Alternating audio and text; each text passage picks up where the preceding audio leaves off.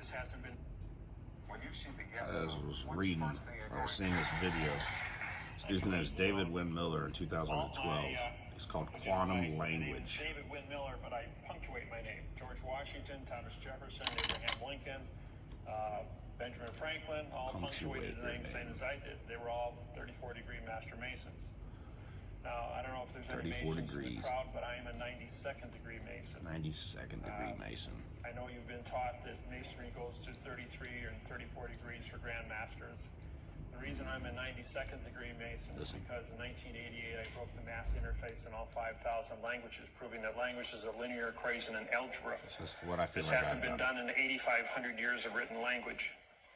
When I did so, I was able to unlock the 2/3 of all the words missing from all languages in the world, and I can write any sentence in any language, frontwards and backwards, with the same meaning. Frontwards and backwards. Once this was discovered, it completely, 48 hours after I published on the internet, I had 2 Secret Service agents from Washington at my front door going, do you realize what you've done? You've just disqualified every treaty, trust, and contract in 8,500 years on planet Earth. I says, well, he says, who did you tell? I says, everyone. I says, I sent out 100 videos, 20 hours long, including a 100-page report on the entire studies to all nations of the United Nations and over 100 TV and news agencies around the United States. By doing that, I protected myself, because when you have a secret that is so profound that it would disqualify planet Earth, it would cause you to get shocked. And at every seminar, by the end of the seminar, there's always a dozen people that walk up to you and say, why are you still walking around? Well, as Pandora, destroyer of worlds. Now, you might think that that's a bad thing. The word destroyer, DE means no, and stroy is contract. Of is an adverb which connects to a pronoun in front of it. PRO means no, NO means no, and UN means no. So the word destroyer is a no, no, no word. Of is an adverb, ADV, it's a modifier. Modifiers connect the pronouns in front of it and modify the verb after it. Modification is change, change is motion, motion is action, and action is verb. Therefore, the word world becomes a verb. Do you live in a world of verb, or do you live in a world of a fact? As you all know, the word world is a fact. But because it's the destroyer of verb, I destroyed the world of verb in all 5,000 languages worldwide on April 6th, 1988. And so with that said, how did this come about? Well, in 1980, I went through a divorce. And in the divorce, Judge Stanley Miller said, you cannot be a father to your children. And he took away my children. I'm going, why would you do that? I've been a good father for 10 years. And he goes, because I'm a judge, he says, and I can take away people's children just because I can. I says, well, that's sex discrimination. Under the 1964 Civil Rights Act for equality, I says, I'm going to prosecute you. And he says, you can't prosecute judges. He says, beg the difference. I says, I know what the law is. You swore to support the Constitution of the United States and the laws written by the United States Congress, Senate, and Legislature. Listen to that. I says, that includes equality. I says, if I don't have equality, that's discrimination. Pretty simple. So I prosecuted Judge Stanley Miller in 1980, and he was disbarred as a judge. 7 years later, Stanley Miller got reappointed again. 2 weeks later, after he was reappointed, I showed up in his courtroom, had him disbarred again 4 days later. 7 years later, 1994, got reappointed again. And I showed up in his courtroom 2 weeks after he got reappointed, had him disbarred a third time. 3 years later, he died in 1997. And never served much on the bench. Always was an administrator, but never a judge. As a result of that, when the judge took away my children, that violation, that breaking of my heart, put me on a path. That path was anger. You don't take away a parent's child. Frustration. And the pain that caused, pain makes thought, thought makes wisdom, and wisdom grows to maturity. So as a result of that pain, I started studying. Now, we go through 3 phases in life. You do not know what you do not know. Well, it's like putting your hand in fire. It looks pretty until you touch it and you get burnt. Well, you know what you don't know about why you got burnt. And I was aware of what I didn't know, so I had to study. And so because I studied, I learned about what the fire was. I learned about what the pain was. And from that, I then had knowledge. And when I had knowledge, I knew what I knew. And then I could become a teacher. In 1975, I became a college professor in Milwaukee.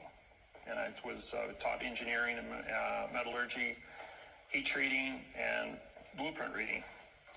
So I've been a teacher now 30, so 75, so going on 38 years. Old professional license for college. I also have 3 PhDs and 535 college credits, 17 full-time years of college. Kind of got stuck in college. I really liked it. Worked 3rd shift nights as a tool and die welder, and I went to school full-time days. I had but to fill in my spare time because I didn't sleep, I went ahead and had a second full-time job, and that was in real estate, teaching underwater welding. I had my own real estate company for 26 years, besides doing law from 1980 to present time, 32 years. I have 80,000 hours of law experience. And I've fielded, done 2,500 seminars, including over 1,000 TV and radio live performances. I did the programs on 9/11 on national television on what really happened there.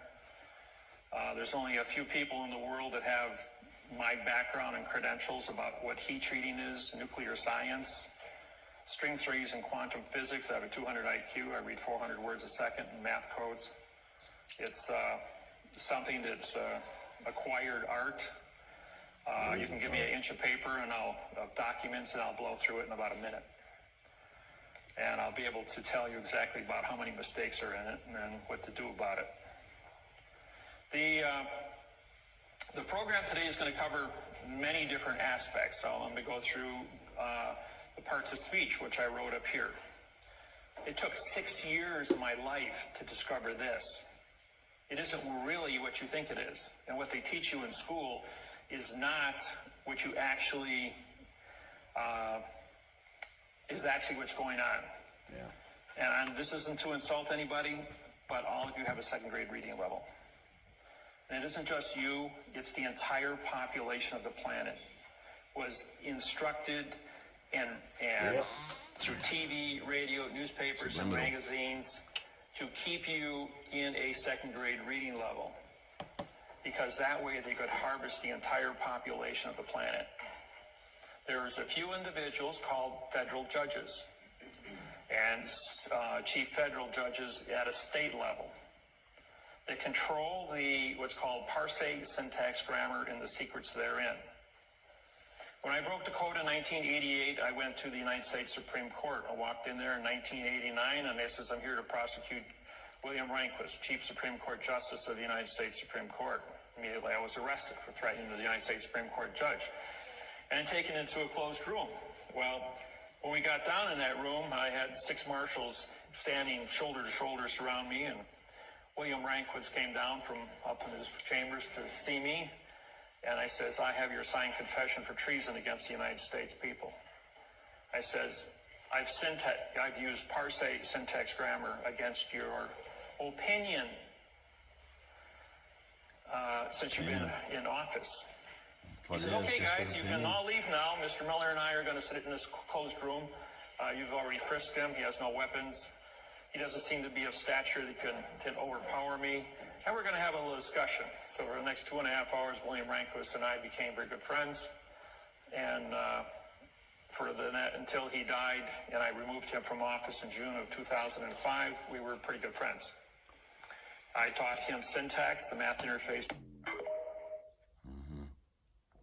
Yeah. Doesn't mean you can't be friends with somebody if you're, they don't understand and they're teaching or some shit. I don't know.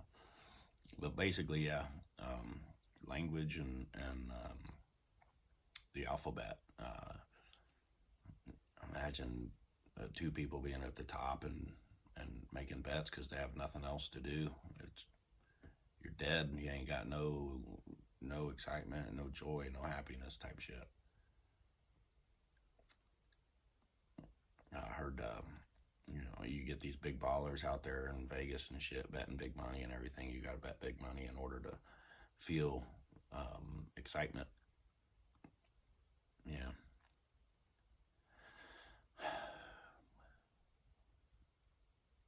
I decided to bet my life on it.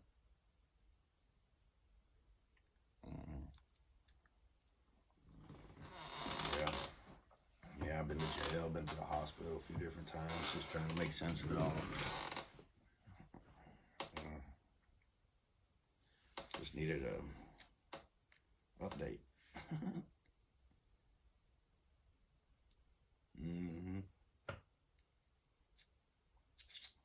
I don't know.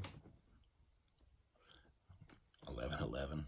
Yeah, you got yeah. Yeah. Hold on a second.